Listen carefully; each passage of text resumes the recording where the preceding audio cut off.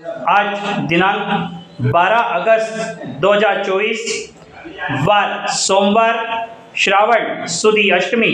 श्री माणिभद्रक्षराज की मूल जन्म स्थली, कर्म स्थली, शिक्षा स्थली, तप स्थली, आराधना स्थली, मूल मस्तक पूजन स्थली श्री केशरीनाथ माणिभद्रक्षराज तीर्थ धाम भैरवगढ़ उज्जैन से दर्शन करजो।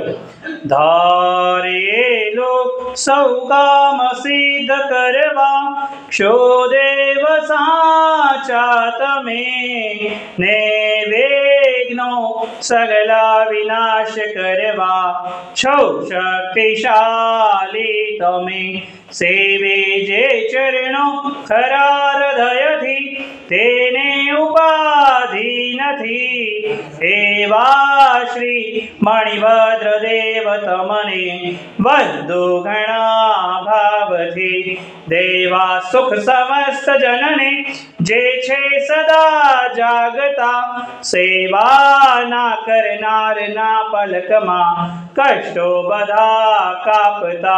सिद्धि सर्व मले अने भय टले आपे सदा सन्मति एवा श्री मणिभद्र देव नमता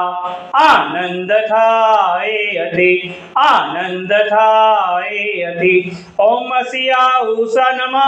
श्री मणिभद्रधीशतु मम सदा सर्व कार्येषु